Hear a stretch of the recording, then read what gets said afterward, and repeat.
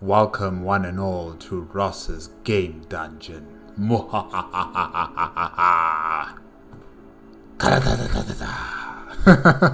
Sorry, I need to get like a sound effect for lightning or something. Yeah, that'll be for the next Ross's Game Dungeon video, maybe. Yeah. Hey guys, welcome to Solo ReacTalk. Tonight I'm going to be reacting to Killing Time. Yes, it's been requested by Brandon Lewis on Ross's Game Dungeon, the Accursed Farms YouTube channel. Remember, if you want to check out my previous reactions to other Ross's Game Dungeon videos, the playlist card is going to be at the top. Just click on it and be able to access them. If you want to check out the original video as well as Accursed Farms YouTube channel, the links are going to be in the description below. Okay, let's start. 3, 2, 1, go.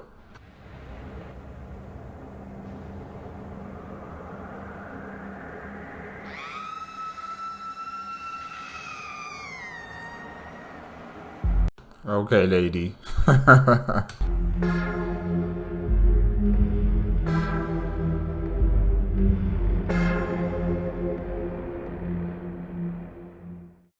Hello.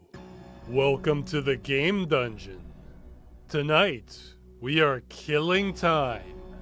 Yeah, this is a game a few people have been telling me to play, even though I had heard it was bad. But there was more than one version. First, Like, I'm still trying to understand how you guys gonna kill time. You know? But maybe I'm taking it too literally. I don't know. We'll see. it came out for the 3DO, but then a year later, on Halloween, it came out for PC. And I'm Wait, what's 3DO? Is it a console? Is it a gaming console? Huh. told that one was better. Well, let's find out.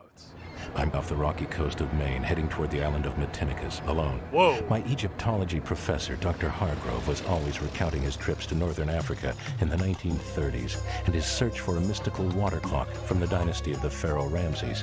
Can you slow down? You're talking too fast. The clock supposedly had powers to grant everlasting life. Claimed he found it once, but whatever Hargrove found mysteriously disappeared after a visit by the expedition's patron, Tess Conway. Okay, I guess this intro is just one long sentence. They really just thrust information at you and expect you to figure it out. All I got was water clock, and Tess Conway, who was the person who funded the expedition, right? And yeah, that's it. Oh yeah, and they traveled from America to Europe and then to Africa. Yeah, you know. Well, specifically, we're in Europe, London, I think, Britain, and then to Egypt. Yeah. Okay. Tess was obsessed with this Egyptian artifact said to grant eternal life. She was throwing Great Gatsby-style parties. Then everyone disappeared in 1932. And now you're here and your watch has stopped. My watch has stopped. And that's our intro. Now this is a 90s first-person shooter, and I'm always a little hesitant about these. But to help with the process, there's actually been a fan-made patch for this game. And it includes some fixes and... Okay, we are good to go then. Oh, okay, so he can play with the mouse instead of using the keyboard, you know, like for directional viewing. Okay, interesting. Lucky him. It's still resolution locked, but we have mouse aiming. We are kings among men. Let's get started. Wow, they're leaning in hard on this Egyptian theme, huh? Got a gun. These crabs are annoying, but good jib effects. Okay, I found a passage. Push the block. There's another passage, but that's it. Nothing. So what? I'm stuck already? I'm not seeing anything obvious on the map. Oh wait, this is the wrong game. Yeah, there we go. Okay, this looks good. This looks very good for 96. And I don't... To me, it looks like Marathon or Pathways. You know, I've been reacting to Mandalore Gaming's a review on Marathon and Pathways. They're also 90s games. And yeah, you know, all these first-person shooter games from the 90s, they kind of all have the same type of environment, if I can say that, in terms of inside the game. However, this does look a bit different. You're not in some sort of pyramid like in Pathways, or you're not in some sort of ship like in Marathon. So yeah, it seems like he's outside somewhere. I don't mean the graphics, but the level design. We have a mood. See, what strikes me immediately is that this looks like some sort of harbor. We have an ocean, mountains. Now, you might be saying, so what? But we cannot take something resembling the real world for granted in a 90s FPS. Okay, there are many examples of this, but let's just pick Doom. That's a popular 90s shooter. Okay, here's the beginning of Doom. What the hell are we looking at? Yeah, Doom, essentially it reminds me of Marathon, because in Marathon you're also in some cramped, area. You're on board a ship, and you just don't see anything that looks like it relates to the outside world. You don't see anything. You don't see mountains. You don't see the blue skies or an orange hazy sky like how you would find in Marathon on the alien worlds. But here, it's just this gray looking area. Looks like you're in a sewage system underground or electrical system underground. It just very dark and cramped. And yeah, at least with this game so far, we've been seeing the ocean. He said it looked like the ocean. I'm not entirely sure because everything is so dark. But yeah, he had the ocean, had the mountains in the distance. So yeah, it's cool. Okay, story-wise, this is supposed to be a moon base on Phobos. But what about this design says that, aside from the computer panels near the ceiling? Where have you seen architecture like this? Maybe some malls might have an area kind of like this? Where? Which one? Which one has these electronical, screens all around like that? No. Or maybe he's right. I don't know. I don't know how American malls look like. Or this might be a not-so-defined portion connecting the mall to a parking garage? Outside, I think those mountains are from China, and an open courtyard to nothing? What mood does this architecture give you? It gives me a feeling like these are just shapes that sort of look like something, but don't really resemble anything. Well, isn't this based in the future? Like, it's a moon base on Phobos, So it's supposed to be looking futuristic, cutting edge. Cutting edge technology that almost seems alien to us. This has always bugged me about Doom and many 90s shooters, and that the map design just feels very abstract. This isn't a technology limitation, it's a design decision. And that doesn't mean I only like realistic architecture. I like fantastic settings too. But I like them to look like something. A whole lot of 90s FPSs just look like semi-randomly designed rooms of geometric shapes, and that just creeps into my brain in a way I don't like. I think Lovecraft talked about this sort of thing. But Killing Time is not doing this. Or not yet. This looks like a boat and a dock and a shack next to a dock. Fantastic first impression. It feels like a real building inside too. It's on a roll. Uh-oh. I'm out! Oh, okay, so the percentage there is your health, and then on the other side, it's the ammo count. Okay. Can't pistol whip him? There's no melee weapon? I'm literally Use your fists. Can't you use your fists or something? defenseless now. Man, 6 rounds and that didn't drop him, huh? Is it one of those kinds of games? You know what, I'm gonna restart. I think I maybe shouldn't have gone that way first. Now, you could say that's a design flaw, but I don't think so. I think most players don't actually need or want everything spoon-fed to them, as long as the game makes it obvious you're doing something wrong, and there are obvious alternatives you haven't tried. This reminds me of the debate on Elden Ring, Some players are saying that it's so hard because they can't figure out what are they supposed to be doing. They want to be spoon-fed the information to be saying, you go there, you must do that, you must get that. you must collect this, you must do that, you know, and then they'll be able to go through the game. But with Elden Ring, you know, you're just expected to figure things out by yourself. You know, no one's going to hold your hand and give you directions. So yeah, if this game is in that sort of way where you have to figure things out, I kind of like it. Yes. That's the main thing.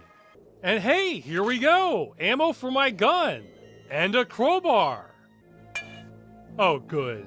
I'm glad I don't have to smash open every single crate looking for supplies, because that would be a lot of crates.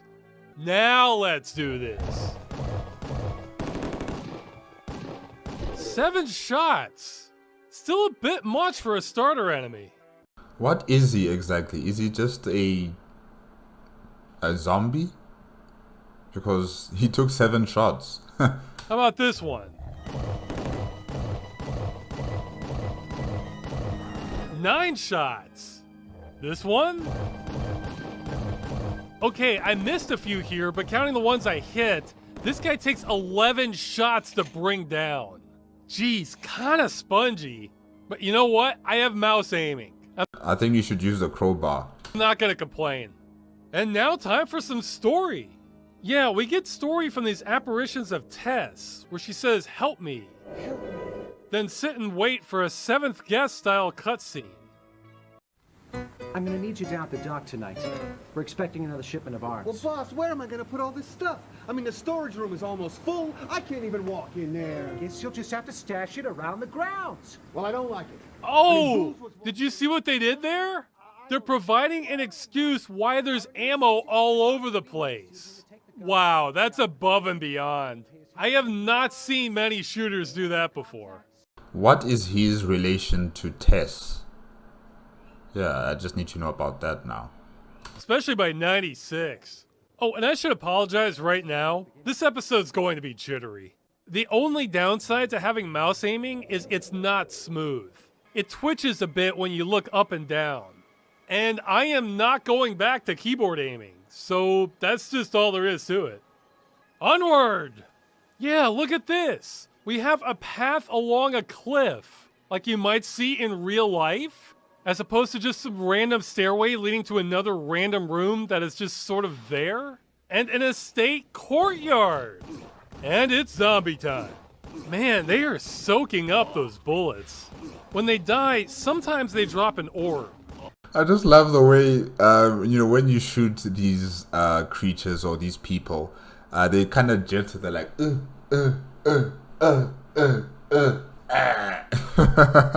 That's so funny. The red orb takes 20% of your health, and I think that's it. So I guess I shouldn't pick those up.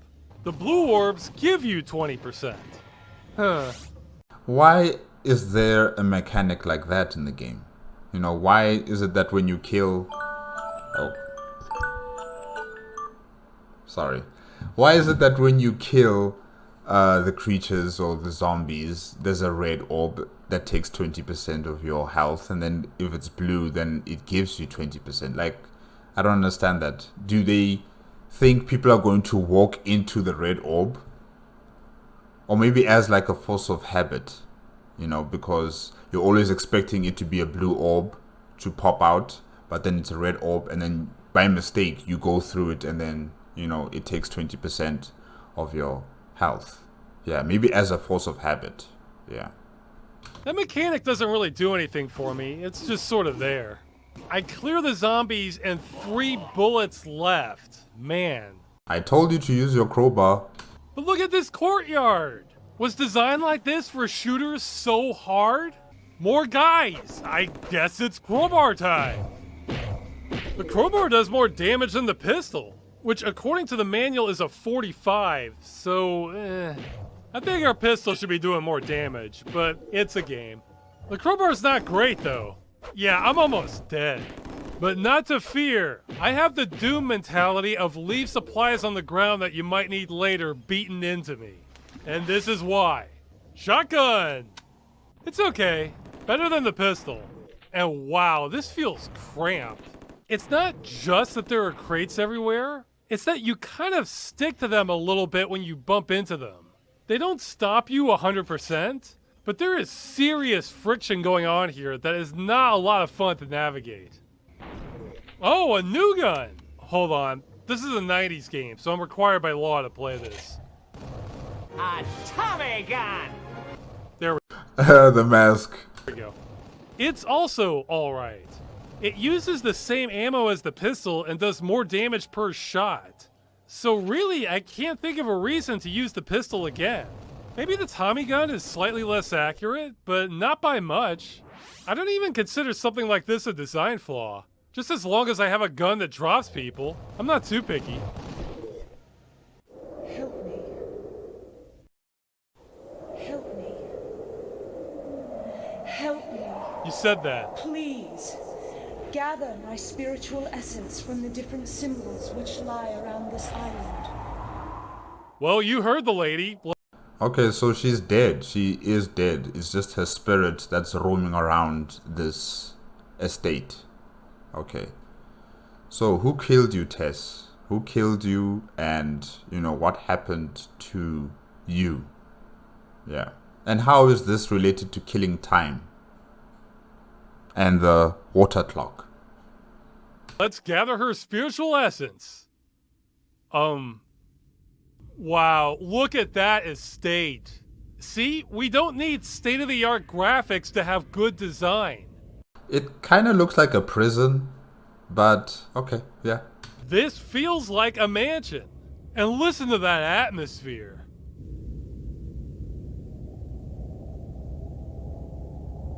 Oh, very foreboding. This is exactly what I want for Halloween.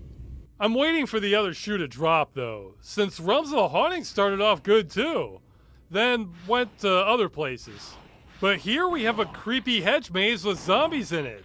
This is good. The shotgun is very ammo efficient. I get the feeling this is going to be my workhorse weapon.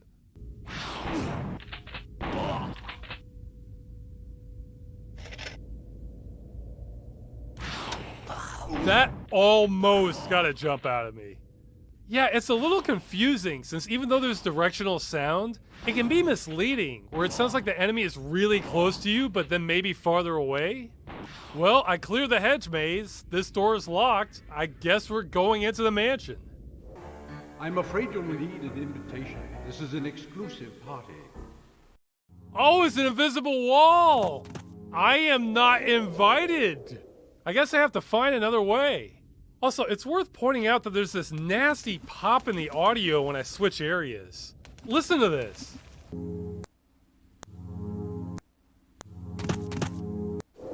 I don't know if that's the game or is it, you know, the system that you're playing the game on. I don't know. But yeah, I can hear it. I don't know if that's the original game or just running it on a modern system, though. I'll filter it out in editing for you guys. Look at this wilderness. We have a sprite forest, multiple paths, a moody setting. This is such a breath of fresh air for 90s shooters.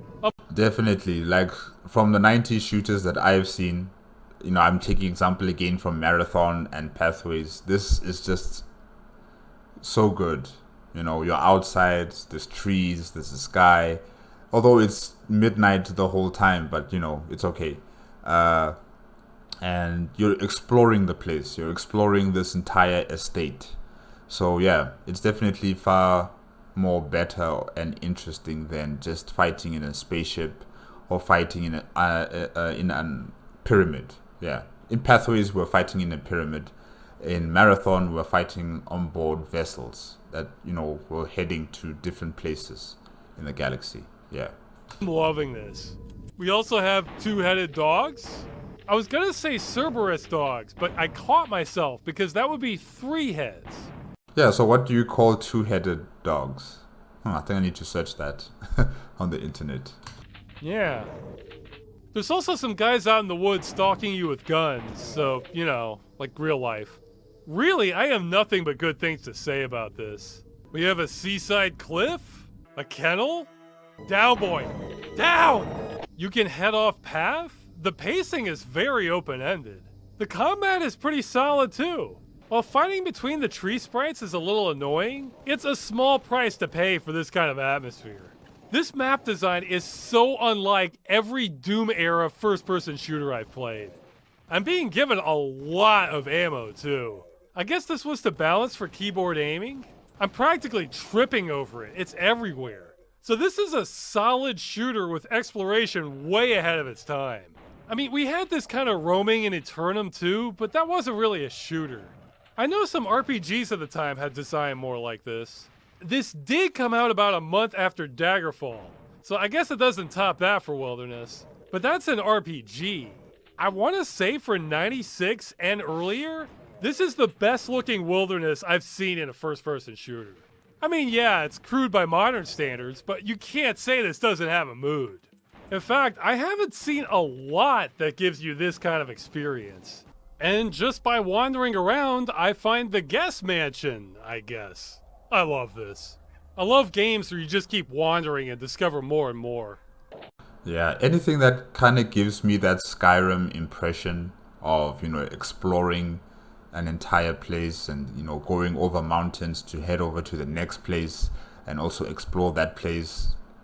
Games like that are very good. Very, very good.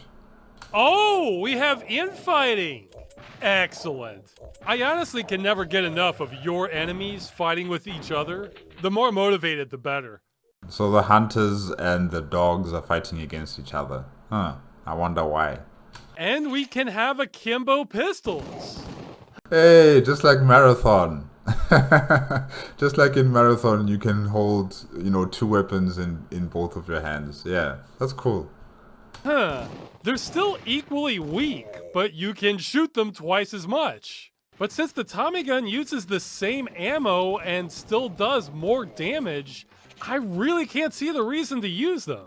Again, this... I think that's just for show, just for the cool factor because, Marathon did it too, and it looked fun to hold 2 pistols in your hands. Yeah. This is not a problem. I even have to go out of my way to switch to these since I have to select the pistol twice to arm them. Oh, come on. Look at that zigzag pattern. Yeah, that's the thing about sprite enemies, is when they turn, they can change their hitbox location in a split second. So it's almost like they have a mini teleport ability when they zigzag like that. And a second floor. Yeah, I can't say this level is my favorite, but it's not even a level. Well, architecturally it is. But it's the same smaller mansion in the middle of the forest. So this all feels like it kind of belongs. See, we can see the outside from the balcony. It's all connected. We're still awfully light on story though. I'm not sure why I'm here, but that's okay. And I'm also not sure who you are, your character. Like, why are you here on this estate? Why are you here, killing these creatures? What brought you to this place? Are you a security guard? Are you a tax collector? Coming to this island to collect tax from, what's her name again? Tess, Miss Tess. Like, why are you here? I bring that up because this could just be a private hunting lodge that I'm invading and murdering everyone and their 2-headed dogs on their property. I would like more context, but exploring other people's property and shooting everyone you see is kind of its own reward. Aha! RSVP! This must be the invitation. It's coming together now. Well, I want to see more of the wilderness before we go back in. It's kind of more the same, but it's great. Also, if I was loaded like Tess, I can't say I wouldn't erect random statues around an island. So I can't judge here. I might do something like this too. I don't know if I would, I think I'd do better things with my money. But because this is her estate, maybe she's trying to, invest a lot of her time and her money into making her investment, something that can stand the test of time and, yeah, just make it extremely expensive and valuable. Yeah. But I don't know if I would do the same. This will be the perfect base for our operations. Not too far from the mainland, but private. And the Conway's name is like gold. What makes you think that Tess is going to go along with it? So long as I keep her in gin and relics. Women and their Keep her relics. nose out of our business. What makes you think a blue blood dame like that is gonna marry you? She will, Mike. She will. Yeah, well, just remember, you're just a common bootlegger. Hey, Don't ever call me that! I'm a businessman. You know, there might actually be some truth to this. I've heard a lot of business executives can be surprisingly thin-skinned, and if you call them just a businessman instead of a visionary or someone who is changing the world, oddly enough, that can be a scathing insult. I never would have thought of that. That's a red flag. That is a red flag. If someone acts like that, you know, and they don't, or they expect you to call them a visionary or some sort of messiah, their egos are too big and you just have to walk away from people like that. Yeah, they're red flags. But it seems like there's a similar mentality going on here with the bootlegger. Okay, I'm seeing new enemies. Maybe I should head back to the obvious path of back to the mansion before straying too far. But I like how it's not written out for me what I should do. You know, as long as I can't screw myself. Okay, so those red orbs can dissipate over time. They're not just there permanently. Okay, and what about the enemy, you know, combatants? If one of their own comrades have fallen and, you know, they're creating that red orb, what if the other enemies, you know, go through that red orb? Do they die, or it doesn't affect them? It just affects, you know, the player character. Yeah, I'm just wondering about that.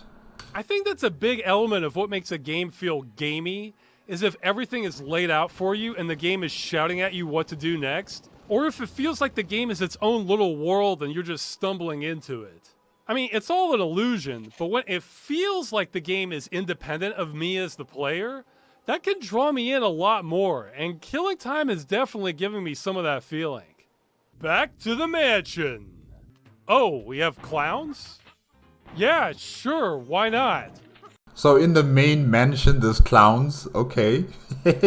Why are there so many clowns? Is this what rich people did in the 30s? There's no TV, so just bring clowns to your estate by the boatload?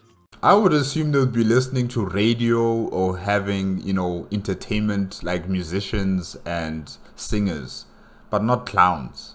But okay. I kind of think one shotgun blast to the chest should be enough to take out a clown, but what can you do? Whoa, what's going on? Is that a cloud? Oh, it's an evil cloud. How am I supposed to attack a cloud? What happened? That was a bit scary though, the way it just moves forward like that. Where'd it go? Did I kill it? See, I wouldn't have thought a shotgun would be an effective weapon against a cloud, but I guess all bets are off. A lot of clowns. Yeah, if you're someone who's frustrated that there haven't been a lot of games where you can blow away clowns with a shotgun, then Killing Time is doing a decent job. It's nice to see that gap being filled. I'm not sure I've seen the last of them either. Especially for those who are actually afraid of clowns, maybe this can help you in some sort of way. I don't know. I keep hearing them, but can't find them. See? There! And your mother's reaction? Not a tear. She just up and joined the women's There it is again! union. Duncan wouldn't be in business if it weren't for them. Yeah, that just means that there's still a lot of clowns in this building. I don't know where you'll find them, but they're there somewhere. Yes, well. Hovering red skulls. Sure. Their death animation kind of looks like the lost souls from Doom. Actually, I'm seeing a few similarities with the animations in Doom. You're dealing with two-headed dogs, with hunters, with zombies, with clowns, and now with, you know, floating red skulls. Okay.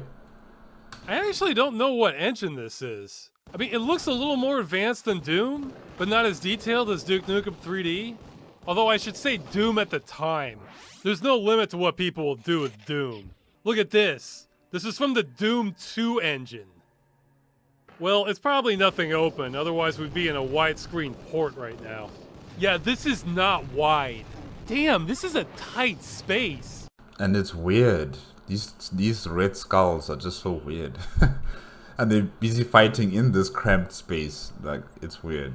Remember, that friction from bumping against the wall does not go away. That makes this all feel even tighter than it is. Yeah, is this corridor shooter enough for you?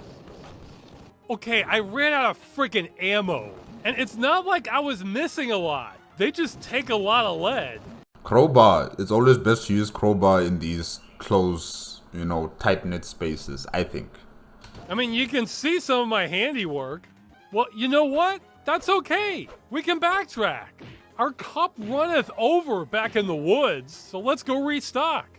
Oddly enough, I kind of like this. It's like we're kicking so much ass the game wasn't ready for this. So we have to take a break to have a supply run, so we can come back and keep on shooting. All stocked up, back to the grindstone. Man, it really is just slow, gradual room clearing. It's good that you know where the ammo is based, because I don't think I see a map where it will actually show you like an icon to say, hey, there's ammo here or there's ammo there. So it's good that you remember where it's based. Now just imagine you've forgotten. That means you'll have to search the entire estate again just to figure out where this ammo stash has been kept. Yeah. But I think at the harbor there are, a lot of ammo stashed there, so probably it'll be easier to go to the harbor and get the ammo there. But it's a very long way to the harbor. I can't say I like this level design, but it does feel like a hotel or a mansion, and I know it's probably limited to just this area, so it's tolerable. Plus, it's so jam-packed with skulls and clowns that keeps me busy for sure. Okay, and I think that's all of them, and there wasn't actually a point to any of this. There was no new area or a key, just me shooting up a bunch of clowns. A cleaning house. That's okay. I don't regret it. We are looking for a key though. There are several locked doors. There's also some more story. Tess's parents died, she's the heiress, so she's been throwing constant parties and has hookups with the smuggler from earlier so she can have a constant supply of booze during Prohibition. But it really feels like it's all towards her getting the Egyptian artifact, whom she has another friend into Egyptology to help out with. I think they're both in love with her, but it sure seems like she's just using them. She has some venomous rivalry going with another one of her friends who's jealous of her, and the butler does not approve of what's going on. Why do you... I think it's either a love triangle gone wrong, with that guy who's, giving her alcohol and the guy who's doing the Egyptology, investigation and, looking for these artifacts. And of course, Tess in the top of the pyramid. I think it's either a love quarrel that's gone wrong, or she's messing with the wrong people. I mean, that guy who gives her alcohol is also dealing with weapon smuggling. So maybe there's something going on there that probably resulted in her death. Or it could be her friend, her frenemy, if I can say that, who probably also orchestrated her death in some sort of way. The guy from Egypt also could have killed her, out of a lover's jealousy, So yeah, it could have been any of these people who could have killed her, and now we're trying to help her piece the truth together, or piece her spirit together to find out what really happened to her. Yeah. Associate with this De Vries character. He's not of your ilk. Duncan is my friend, Robert. He gets me things. It's exactly those things that worry me. He's building an arsenal in the storeroom. Please, Robert. I'm tired. And there are gangsters in the garden. Well, hand them some pruning shears. The hedge is atrocious. Gun runners get all the girls. This lady's playing with fire here, bringing these gang members here who are also dealing with alcohol and dealing with weapons. Not very good. It does feel like this place was a powder keg even before all the skulls and clowns took over. Exactly. But we don't know exactly what happened. A little mystery to go with our shooting. And shooting is what we are doing. A new area. A lot of shooting. I don't like having to take out all the succubi maids, but it's either them or me. Also, the big maids kind of remind me of the cafeteria ladies from middle and high school. I never got the vibe they were evil. More like they had just seen a lot, you know? Yeah. I hear what you're saying there, Ross, because, during primary school for me, after school, we used to call it aftercare, where the children would stay in a designated area until their parents come and fetch them. During aftercare, at the cafeteria, there would also be a lady who would cook us food, and she always gave us this face of anger. I don't know why was she angry, but she just looked like she was irritated. She was angry, and we just never knew why. It was not that we thought that she was evil. It's just that she just looked very angry. And we would say hi to her. We would greet her. Sometimes we'd have small talk with her, but there would always be that lingering feeling that she's a bit angry, and we just don't know why. But yeah, I don't know why does that happen, or why was she like that exactly, but hopefully wherever she is right now, she's okay. Yeah, it's been a long time ago though, primary school. Okay.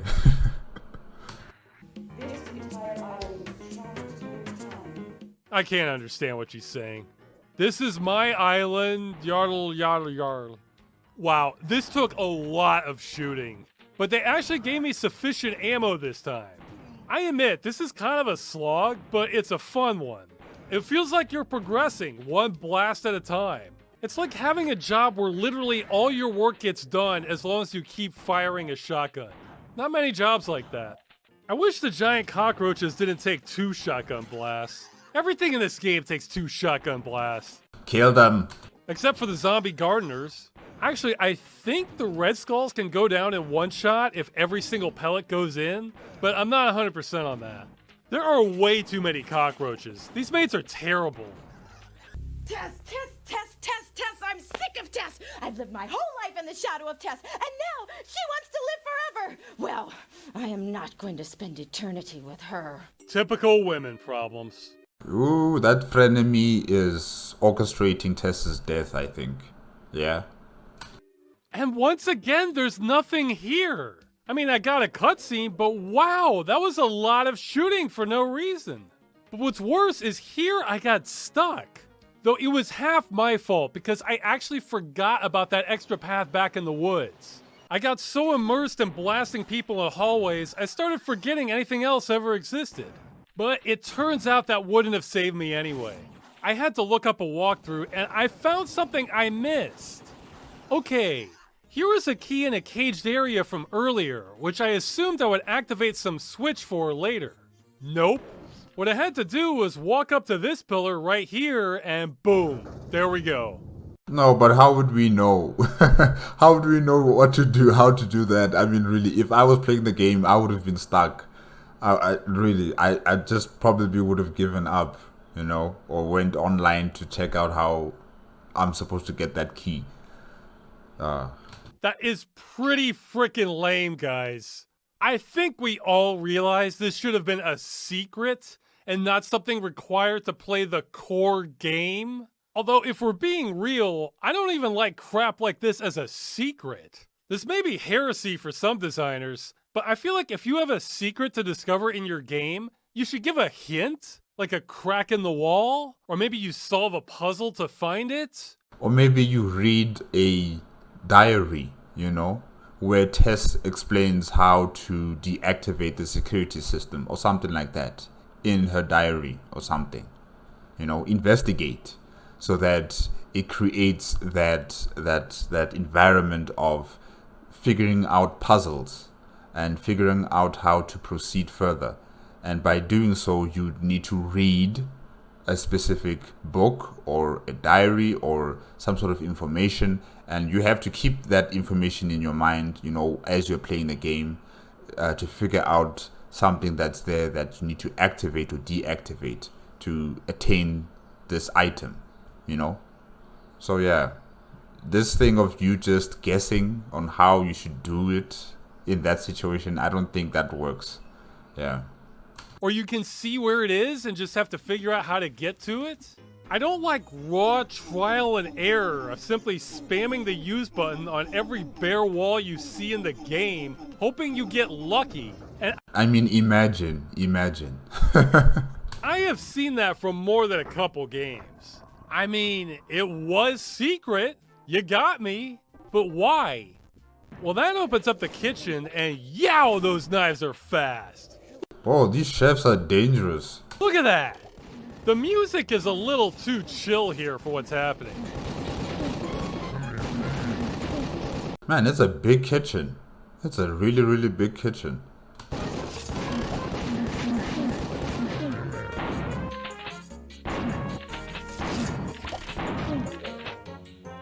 I kind of like it actually, but it belongs more in a lounge or downtown in an adventure game or something. Yeah, I don't know. I don't think I like the music.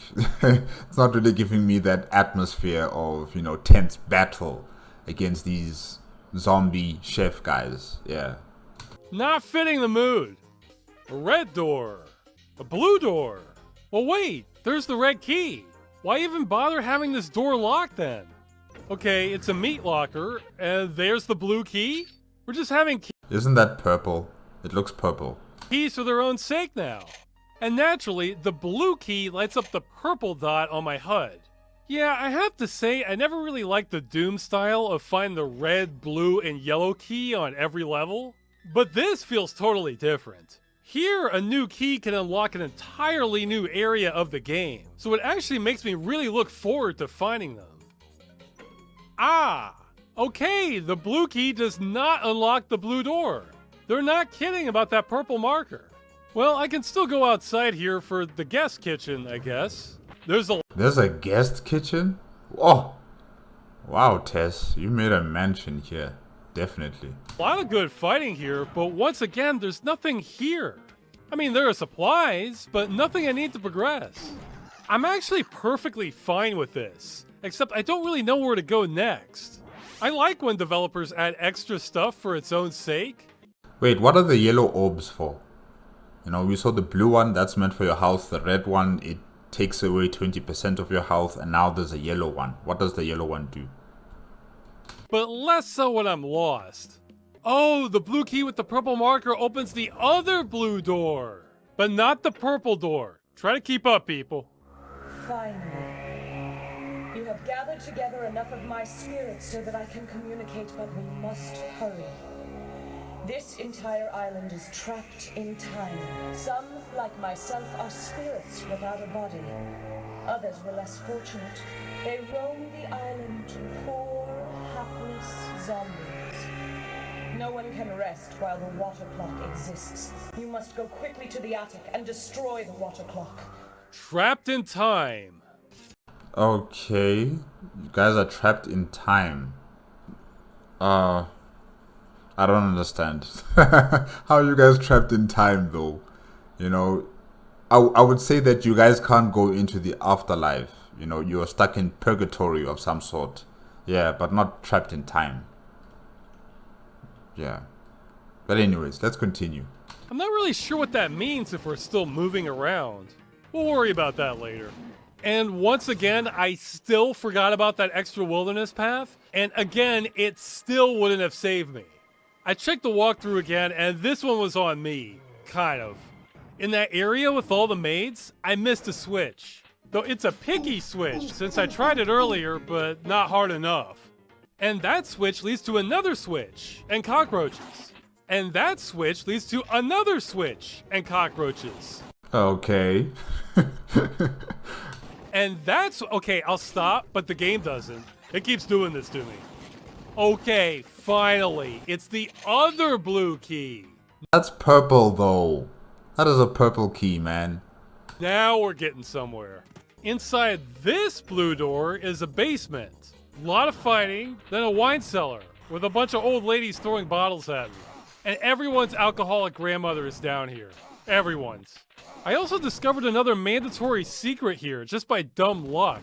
I assumed these textures on the wall were just decorative to represent a giant cask, but no. If I click the use button on some of them, that activates a bridge. And sure enough, there's a key.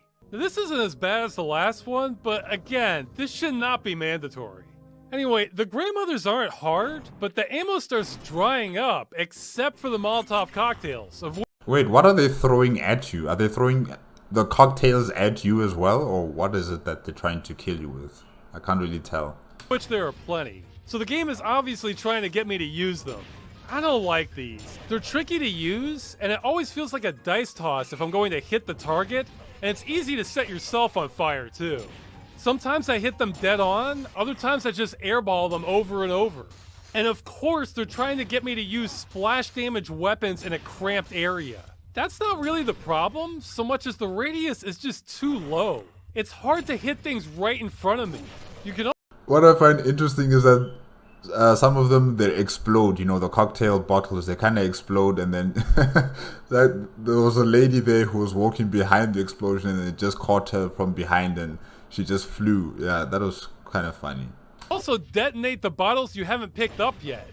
This game wants you to set yourself on fire. Down here, I also found a bunch of crates, so I decided to strafe along the side to make sure nothing caught me by surprise. Turns out that was a bad move. Yeah, this is hurting my eyes. You know, this bright, kind of like yellowish, brownish color. It's really irritating my eyes.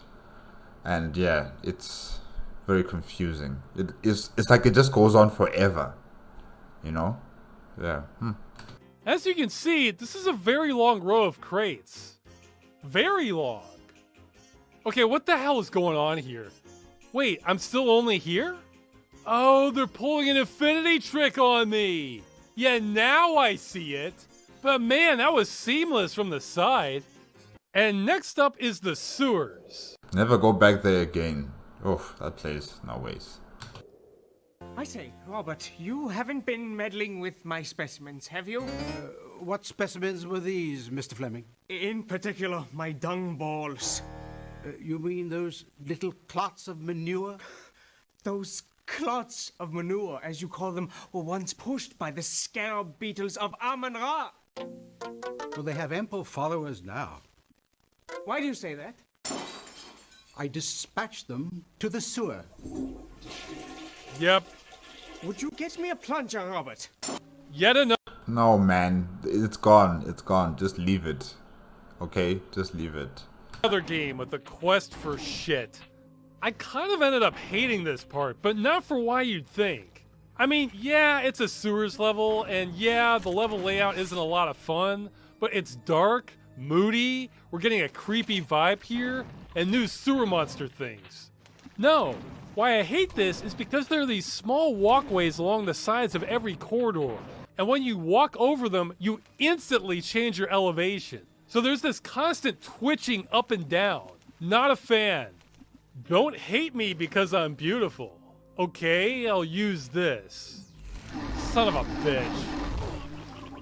Well, the developers thought the sewers were so good, they should double our fun.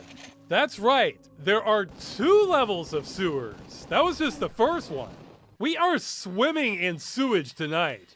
And I know the game is trying to be creepy, and it's doing a decent job, but I'm pretty sure that sound is just a cat meowing.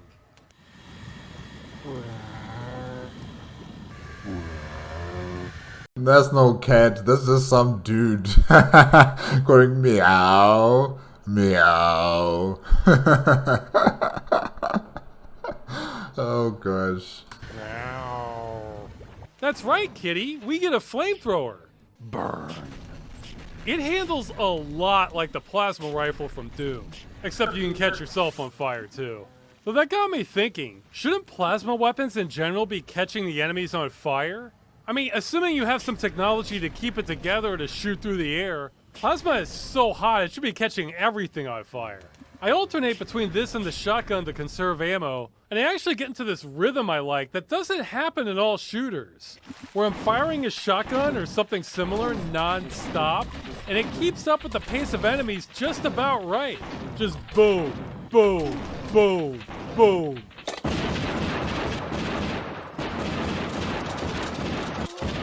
Whoa, what movie is this? Okay, not that fast, but you get the idea. Yeah, this harkens back to the days when men didn't need to reload. Okay, I'm sparing you from a lot of sewers, but we have a payoff. At the end of it, we have a temple out in the middle of a smaller island. A temple on a smaller island? How big is her estate? Wow, Tess. This is great. This is what happens when you don't copy everything Doom does.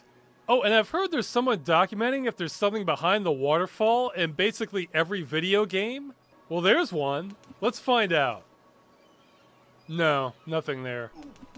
The temple itself is another cramped mess and has new enemies. I like the design of the temple outside. It looks like something from Greece, you know, like the Acropolis or something. Yeah, it looked nice. Floating Anubis heads, I think, and skeletons with fireballs. They both hit hard. This game is making me claustrophobic. Wife of Osiris, daughter of Geb, and not hear my plea. Take the essence from my body. Damn it. Transfer it. A lot more fighting. The music here is great, and I get the red vessel. This is good, I guess? But now what? I'm stuck again. It looks like you have to collect other vessels, because I can see the other color keys, icons on the health bar side, but then on the ammo side, it looks like you only have one red icon active. You have to get the other ones as well. What's this vessel do? Hands to hold the infinite? What? I don't have to go this way, do I? I mean, come on, this is a little too tight even for this game. Right? Right? Okay, good. So there's no way out? I have to backtrack out? Yep, I sure do. Okay, you may not realize just how much time it took to get down here. This is surprising. I'm surprised they made the player do this. Just to put it in perspective, I timed it. It took me 8.5 minutes of just backpedaling, no enemies to deal with because I killed them all, to get back to the main hallway to open up new doors. Yeah, there's no speed point or waypoint where you can just teleport from one place to the other. You have to walk there all the way back to the mansion, or all the way back to this smaller island, or to collect ammo you have to get outside, go to the caves or the estate, to go and refill your weapons, and then come back into the mansion and keep on killing the enemies. So yeah, it's interesting. It takes a lot of patience, a lot of patience. I mean, I got a little lost, but not too badly. We were just so deep into this path, I thought it would loop back somewhere. Been a while since I've seen something like this.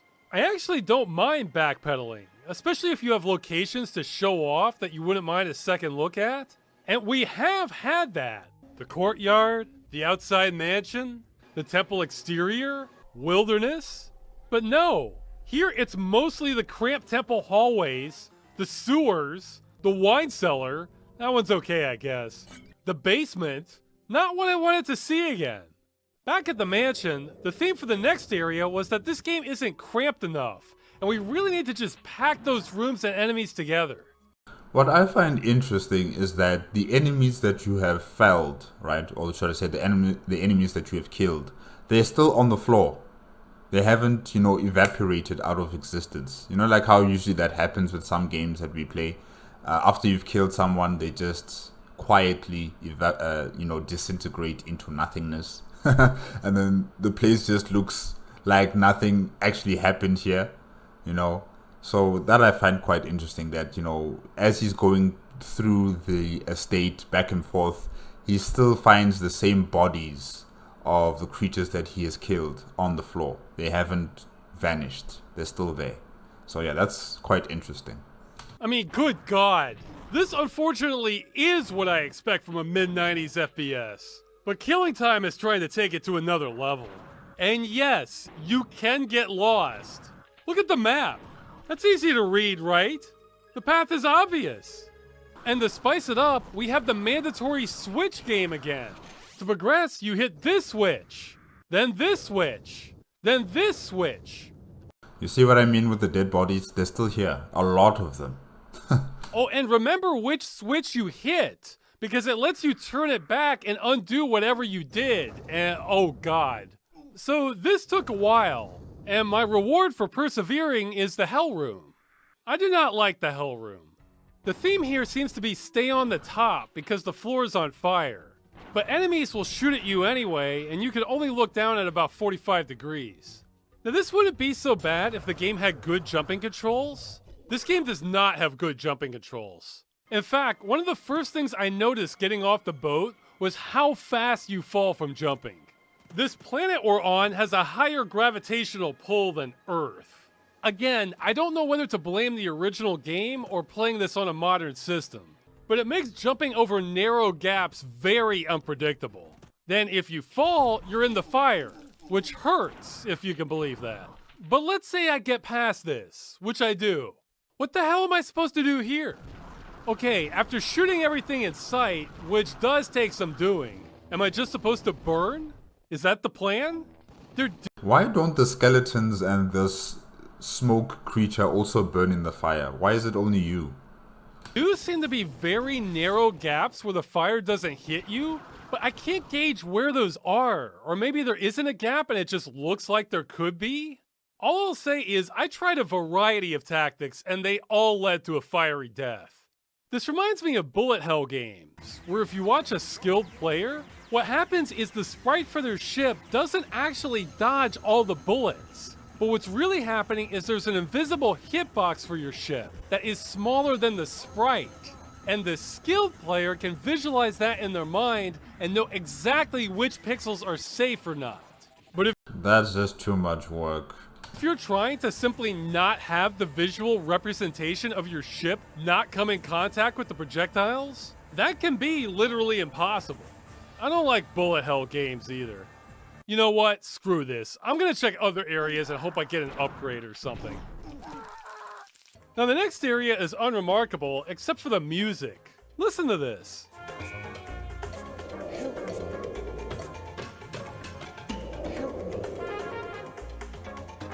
Did they used to listen to music like this in 1932? It sounds like something from the 70s or the 80s. Yeah. I don't think it matches the environment. It doesn't suit the environment, really. Yeah, the music in this game is whack, guys. I'm sorry. It just doesn't fit, you know, the gameplay. This is what I would expect for some sort of beach party in the Caribbean. Something like that. The game's music does seem to be having a bit of an identity crisis. It's pretty good when it wants to be. It creates a really creepy mood outdoors.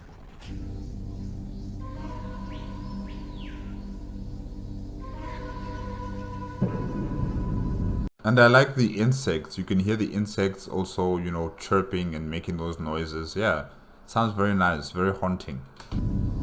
And the music that doesn't fit can sometimes be good too. There have only been a couple tracks I haven't liked. It's definitely an above average soundtrack. Though it is compressed with my nemesis of crappy 22 kilohertz ACM wave files though. Oh! Doom closets! Back to the wilderness, which takes me to a lighthouse. And oh god, more jumping. This ended up going without incident. But trust me when I say jumping over these tiny gaps is one of the more stressful aspects of this game. This is Jupiter difficulty. The lighthouse itself is mostly a remix of other areas, but it's just a solid level. Good design. Well, okay, the basement with 1,000 crates isn't my favorite, but the rest is pretty good. We get another vessel, and jumping back again. This sucks. It looks so easy, and it's not. Yeah, sometimes if I get too close to the edge, my character will jump the gun and just start screaming like he's falling. Yeah, he gets it. Alright. So wait, what happens if you do fall into the water? Can't you swim? Time to face the music with the Hell Room. It turns out I forgot about another entrance to it that's a little more viable than the path I was taking.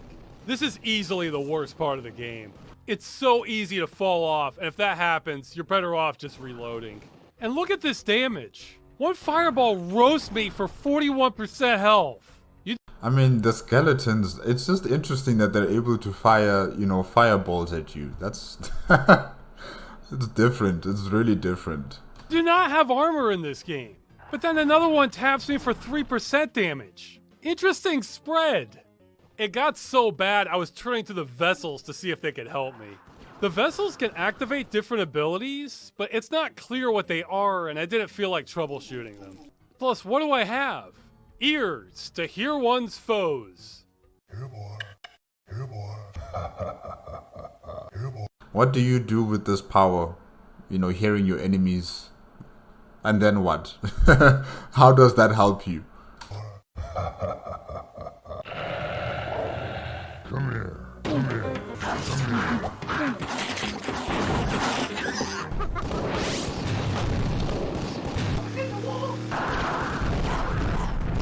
No, I think I'm alright. Okay. Even though I could play half-hour chunks of this game without saving, this part took me multiple loads. It's awful. But I got the key and now I'm never coming back here again. Worst part of the game. Why? Pretty much everywhere else is better. Oh, the music has vocals now. The crazy part is it only plays in this one small room. If I head back, the music changes. If I head into the library, it also switches. If I had to guess, they probably planned to have this more prominent, but then realized this started getting annoying if people kept hearing it over and over while they're wandering around lost. Speaking of which, the library, like much of the game, looks good, is fun, but confusing. I do get a key, then head to the hedge maze. This one is odd. The ghost of the little girl gives us clues, and we're supposed to pick the right door. But you get to see more of the game if you pick the wrong doors also. Is this little girl related to Tess? And I can't always tell what I'm looking at with this resolution. Some tasty shellfish to pick you up. Okay, mussels. I got that one. The wrong doors can have a payoff too. Look, that globe gives you 50 health. Ooh, a white vessel. Oh, what the hell? Look at this. Those each take 20 health. I can't dodge them. I'm a dead man. Dead man walking. How are you supposed to pass that? Well, the maze spits me out to that area I thought had no purpose, but more importantly, I have the last key. All the keys. Let's unlock the final door to Tess's bedroom. They're giving us the ghost factor in here. This ritual will give me eternal life, but one slip up and I could join the pharaohs. Yeah. Why would you want to join the pharaohs, lady? You know, living forever in the afterlife or living forever as a dead person is not really fun. But anyways, you want to live forever. Good luck. No way this body is going to grow old. No way this mind will grow feeble. I was meant to be young. Yeah, that's an attitude that'll get you far in life. Okay, into the secret chamber. We still don't have the vessels. This is not the end. But here we get another low-resolution plot point. The Egyptian water clock can only stop time in a small radius. But Byron here has the idea of making symbolic vessels of Tess's body parts and scattering them around the island and using mirrors to extend the time radius. Byron's a magic scientist. Extend the time radius, but still by how far? How far is that radius going to be? Because if she can only exist in that bubble of time that's been stopped or paused, then still her life is... She's essentially a bird kept in a cage, in a gilded cage, and that's it. So why would she want to live forever in such a environment, you know? But anyways. You would be good at optimizing RPG builds. So I need to find more vessels, but I thought I was pretty thorough. Okay, I missed one in the library. How silly of me. The caves! I forgot to mention this earlier. I found some caves wandering around and cleared them out, but there was a locked door. I forgot all about it. This was yet another tight and confusing area. Have you ever seen that movie, The Descent? I don't think of myself as claustrophobic, but there are scenes in that movie that, yeah. Descent was one of the... Look, it was a movie that made me so angry. You know, these women trapped in this place with these creatures that eat, you know, humans. I was like, guys, if anyone survives from this, please get petrol, get fuel, get dynamite, get a nuclear bomb, drop it in there, just kill everything that's inside that cave system. Really. Ugh, those poor ladies. Ugh. It was feeling kind of tight in there, too. The fact that this game is making me flash back to that says something. I think it's this damn friction from the walls. Okay, I have to check. Did Doom do this? No? What about Duke Nukem 3D? No, it seems clear. What the hell, Killing Time? And listen to this music. The vibe I get here is not creepy cavern. You should watch Ravenous if you want creepy cavern music. What this music says to me is that this is the dramatic climax of a chase scene of an 80s cop show. What do you think?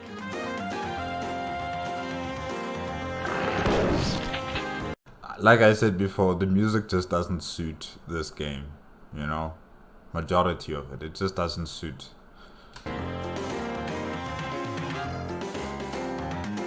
Yeah, not a creepy cavern. But now I can open the door. More cramped caverns. And an underground temple, of course. Yeah, I cannot complain the game does not have enough action. Boom, another vessel. Oh, and I can unlock the side door now. I'm not sure when that happened, but I have all the keys now. I am the keymaster. There is so much out here.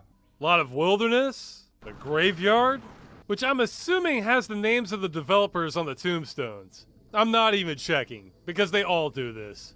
There's a mausoleum, tunnels under the mausoleum, and some subtle effect with the lighting where I think the mapper spelled out the names of the developers again. There are more caves. No, excuse me, more caverns. Because there's a second semi-big underground cavern area. But there have also been smaller caves sprinkled around the island this whole time. Oh, another waterfall. Nope, nothing behind it. We have a cliffside path, which leads to a cottage. This is one of the nicest spots in the game. Inside, the music is a little too nice for shotgunning fat maids. Look at this stairway. This has to be the tightest one so far. Was the map designer from New York? Boom, another vessel. I love the detail on this rocky road here. And there's another one to go with it. Although I want to point out the music here. Back to the ominous outdoors at night, right? Wind blowing and so on. Okay, it's kind of hard to hear over the shotgun blast, but let's have a listen as I enter the next spooky path.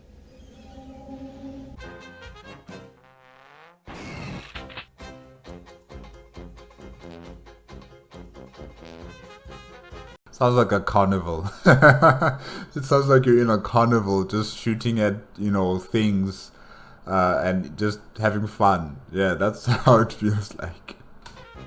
Come on, guys. What are we doing? I think the composer was just rebelling at this point. This isn't goofy comic relief. This is a dangerous and atmospheric path at night. I mean, I get it. It's the 30s, so they'll have some period music.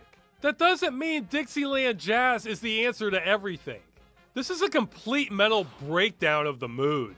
It actually got me hoping for a glitch that's been showing up in the game so far, where sometimes if the action is too heavy, the music just cuts out until you get to the next area. Really? Huh.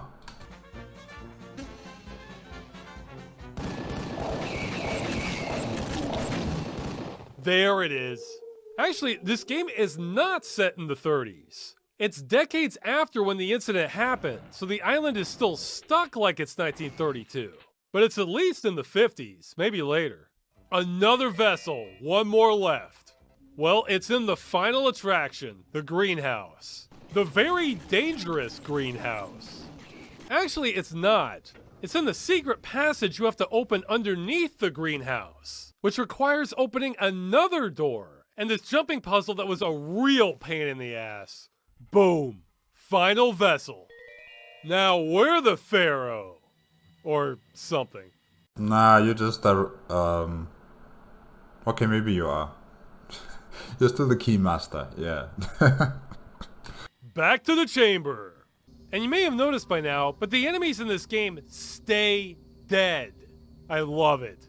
It makes these trips back much more pleasant and gives.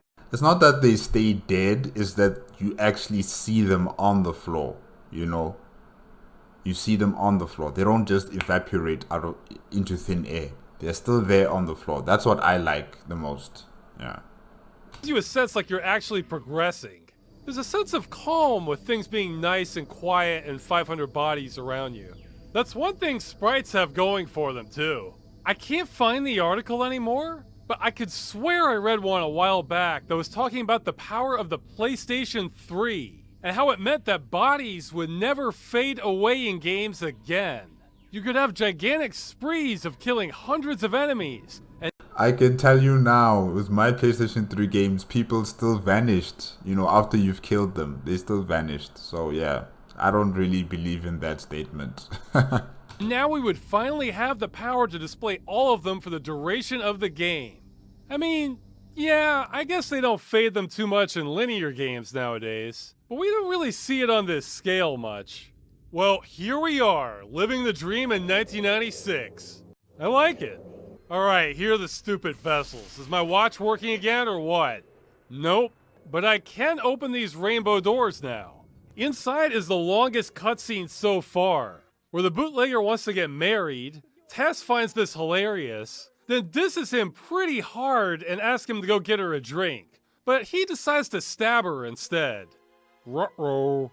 Yeah, I don't think I would have majorly insulted somebody involved in organized crime myself, but wisdom hasn't been Tess's strong suit so far. That's a nice touch that they lined up the cutscene with the bloodstain on the box. There's no body here though. Another cutscene! With her dying breath, she apparently used her blood to activate the magical water clock and freeze time. She also cursed the bootlegger to be possessed by Set and go mad with power. And I think the game missed a horror opportunity here, since if Tess froze time after being stabbed, wouldn't she be in that state, dying for all eternity?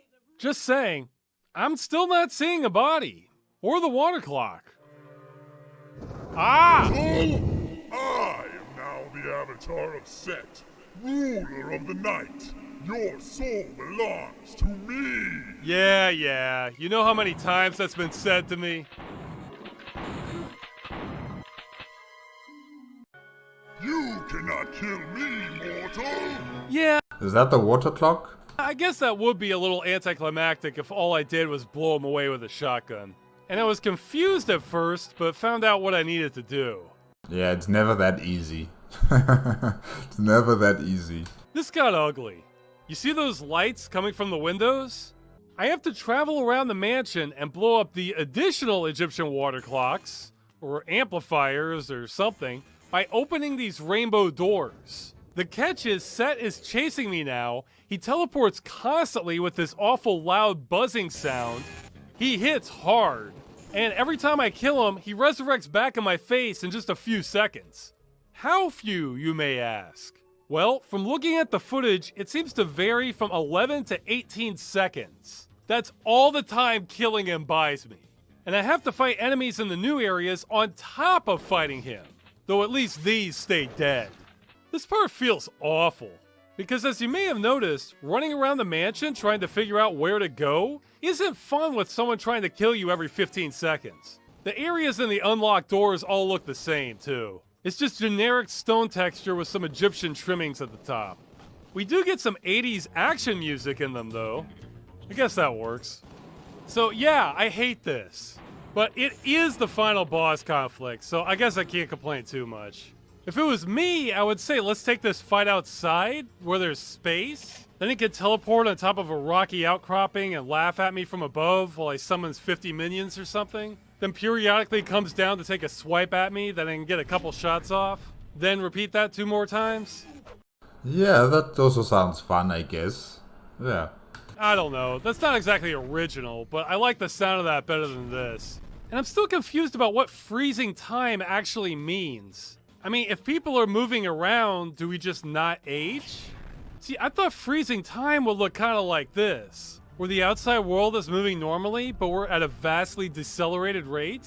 Why? Maybe that is happening, you know? Maybe in this bubble, there is some sort of like a time dilation that's occurring where everything within inside this bubble is very slow, while on the outside world, out of, you know, the estate where this time dilation effect is happening, you know, things are proceeding as normal. I don't know. Because you said that, you know, this has to be in the 1950s, you know, when your character came to this island.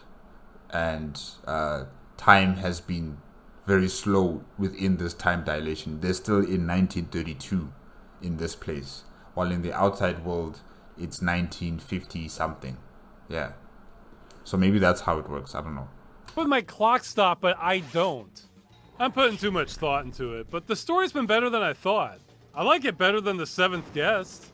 Alright, that's the last one. Now back to the attic, because he's still coming for me. Psst. And there goes the water clock. Cinematic! A mysterious figure. Oh, like I hadn't tried that. Like I hadn't tried shooting him. Okay, what's he saying here? Grandma? Grandma. Yep, it's Tess. Hey, Tess. Oh, wow. I should have killed you when I had the chance. But you kinda did. Well, you stabbed her in the chest. That's an A for effort. Wait, was it the chest or was it the lower, you know, abdomen place? I can't really remember, but to me it looked like you stabbed her in the gut or something. Yeah. I guess the actors are happy we can see their faces, because we sure weren't getting any of that earlier. Yeah, they were pixelated. All these people were so pixelated, I couldn't really tell. My soul is whole once again. I suppose I should thank you. The evil of Duncan and Set have been defeated, my murder avenged. With the powers granted to me by Isis, I have become immortal. Cool. I no longer need the water clock to keep this island in thrall.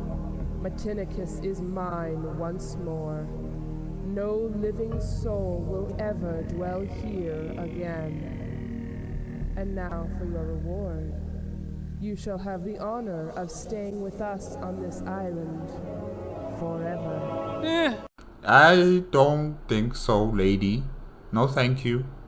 Mixed feelings. Oh, another boss fight! Ah! Wow. Wow. You helped this lady and now she wants to kill you. Crazy. No, she got me.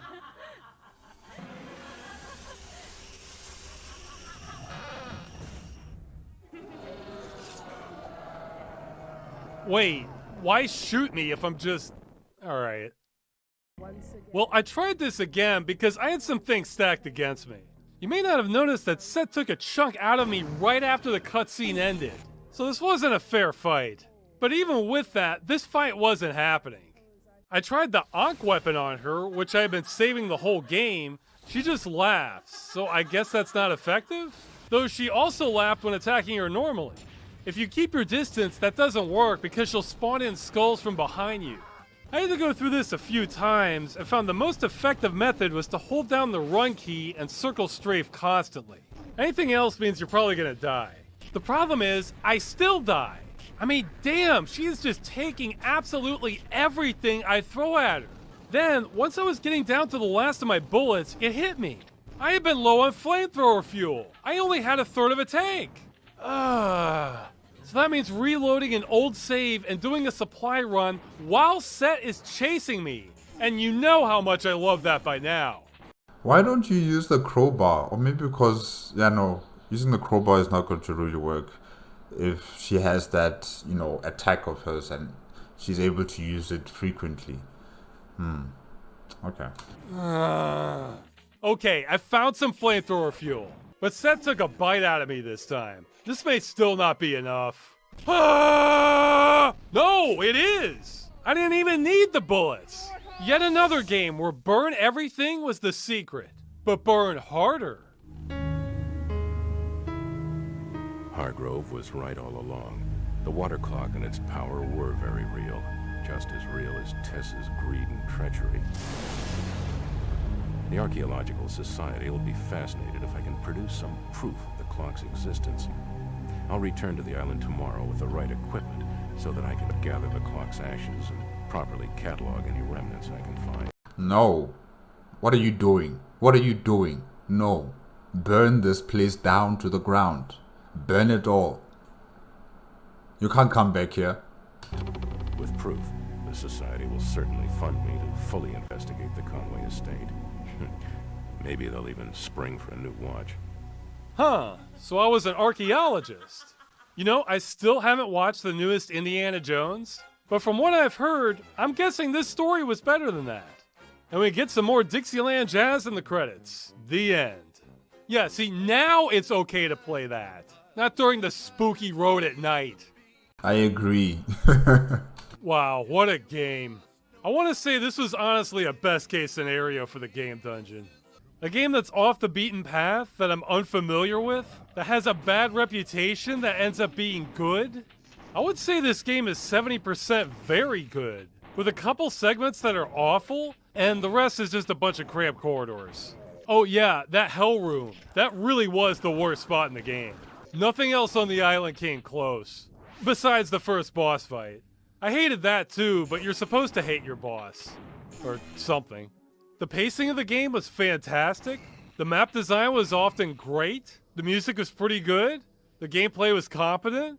Yeah, it's a good game, even if it tries to stab you once or twice.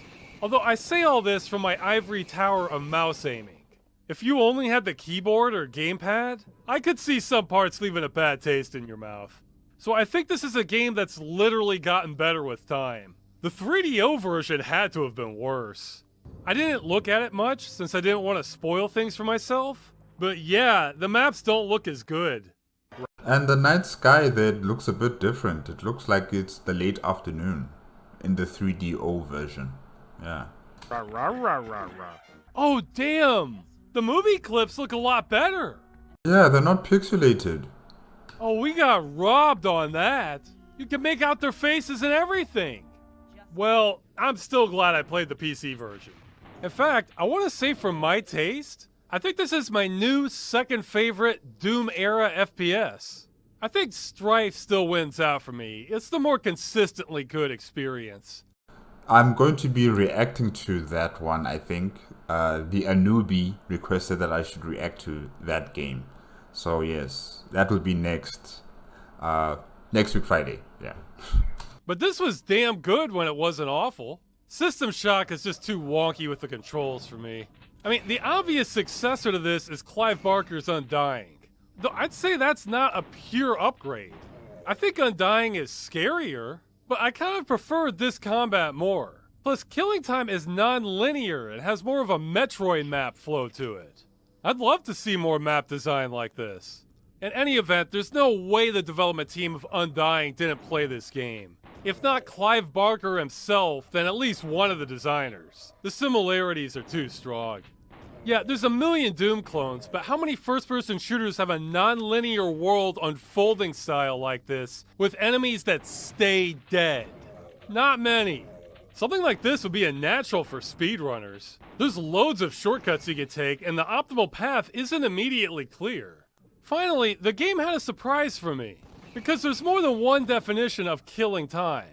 There's the usual expression of killing time by finding something to do while you're waiting, but then there's killing time, which I thought for sure was the definition being used by this game. But no, it was a third literal definition. Time itself was being killed. Oh, ho, ho, ho, ho, ho, ho, ho. That's the episode. Have a happy Halloween, and stay tuned for the next episode, which was supposed to be this one. But I did that thing again where I'm in the wrong sequence. Yeah, this game's not the only one that could have time distortion that doesn't make sense. Aha!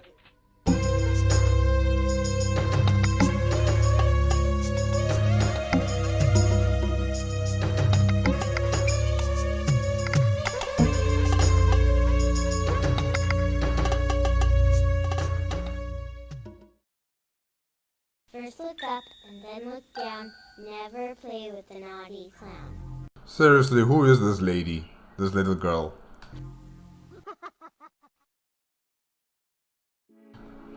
Okay guys, yes, that was killing time on Ross's Game Dungeon on the Accursed Farms YouTube channel. And the game looks fun. It genuinely looks fun. You know, I'm comparing it to Marathon and to Pathways. You know, I've seen the gameplay on those two games through Mandalore Gaming, right? And now that I'm seeing this FPS game through Ross's Game Dungeon, this one looks far more entertaining, you know, and far more expansive compared to those other two games, where in those two games, like, you were kept in these specific areas. Like in Pathways, we were in a pyramid. In Marathon, we were on board ships most of the time, majority of the time. And yeah, the environment just wasn't really enjoyable throughout those games. But with this one, you know, you go into mansions, you go into, you know, the estate grounds, there's forests, there are smaller islands that you have to get to, you know, hopping on little stones to get to that place. There are temples, you know, it's just so interesting with its very rich kind of atmosphere. You know, rich people live there, the mansions, and then you also have this Egyptian theme to it as well, because Tess is so preoccupied with getting this water clock and the Egyptian religion and culture and everything else intertwined with it. So yeah, it had a very interesting environment to it, and also the enemies you're fighting against are very varied. You know, it's not just maybe 2 or 3 types of enemies you're fighting against throughout the entire game. Like, there's about 6 or 7 types, and they all have their own versions of how they're going to attack you, you know, with what types of weapons. So yeah, it's quite interesting. The story itself, you know, about Tess wanting to stop time so she could become immortal, I didn't really truly understand how was this going to be an enjoyable life, you know. But, you know, she wanted to live forever in this bubble that would be created with her essence. And yeah, it's just not a life to be living, you know, because who are you going to live with in this bubble, you know? Yeah, it just seemed like it was going to be very boring and pointless, really. Yeah. But guys, I guess that's it. That's it this morning, I should say, yeah, with Ross's Game Dungeon. Remember guys, if you want to check out the original video as well as Accursed Farms YouTube channel, the links are in the description below. If you like my reaction, please give me a like, comment, and subscribe to my channel. Click on the notification bell if you want to be up to date with my latest videos. And I will see you guys next time. Okay? Good morning.